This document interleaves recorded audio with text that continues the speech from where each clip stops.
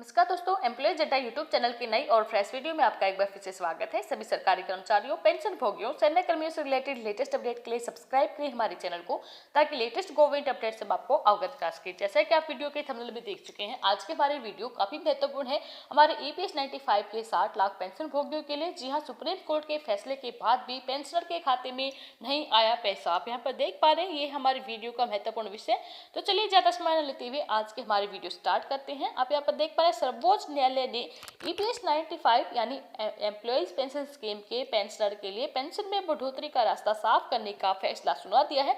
लेकिन इस फैसले के बाद भी पेंशनर के खाते में पैसा नहीं आया है। कर्मचारी से काफी नाराज है और इसके लिए राष्ट्रीय संघर्ष समिति के अध्यक्ष अशोक राउत जी ने जारी एक बयान में कहा, सर्वोच्च न्यायालय के फैसले के बाद भी अभी तक EPS 95 के पेंशन भोगियों के खाते में पैसा नहीं आया है।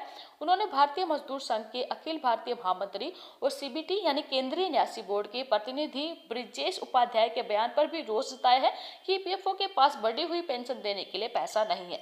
उपाध्याय ने कहा कि EPS 95 के पेंशनर को पेंशन देने के लिए सरकार को मदद करनी होगी। अगर बिना किसी मदद के इस निर्णय को अमल में लाया गया तो 4 साल में EPFO का सारा फंड यहाँ पर खत्म हो जाएगा।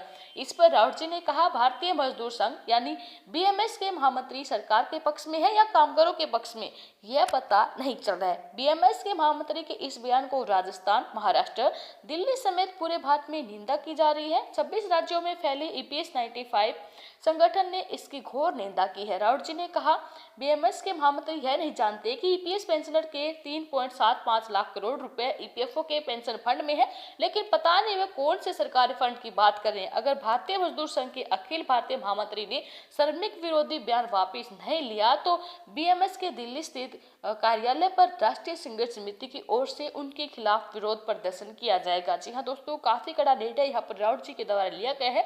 सर्वोच्च न्यायालय ने EPFO की याचिका खारिज करते हुए 1 अप्रैल को केरल उच्च न्यायालय के उस फैसले को बरकरार रखा जिसमें EPS 95 के पेंशन भोगियों को उनके पूरे वेतन के हिसाब से बढ़ी हुई पेंशन देने का आदेश दिया गया था।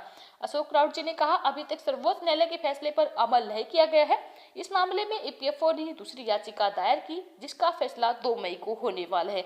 उन्होंने कहा कि सितंबर 2014 के बाद के EPS के जो लोग रिटायर हुए हैं, EPFO और सरकार ने पूरे वेतन पर उनकी पेंशन बंद कर दी थी। लेकिन EPS 95 के कुछ पेंशन धारक इस फैसले के खिलाफ केरल उच्च न्यायालय गए थे। केरल उच्च न्यायालय ने कहा कि EPFO ऐसा नहीं कर सकती और जो लोग पूरे वेतन पर पेंशन चाहती हैं वे पूरे वेतन पर अंशदान दें और पूरे वेतन पर पेंशन लें। EPFO ने 5 साल की पेंशन को औसत पेंशन माना था। इस पर केरल उच्च न्यायालय ने कहा, पिछले साल का वेतन ही औसत माना जाएगा।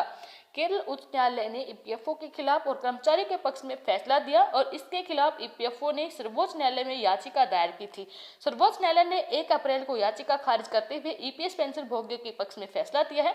मौजूदा समय की बात करें तो मौजूदा समय में EPFO पेंशन को की गणना हर महीने में 1250 रुपए मतलब 15,000 रुपए का 8.33% के हिसाब से करता है। कर्मचारियों के मूल वेतन का 12% हिस्सा PF में जमा होता है और 12% उसके नाम से नियोक्ता जमा करता है। कंपनी की 12% हिस्सेदारी में 8.33% हिस्सा पेंशन फंड में जाता है और बाकी 3.66% PF में जाता है।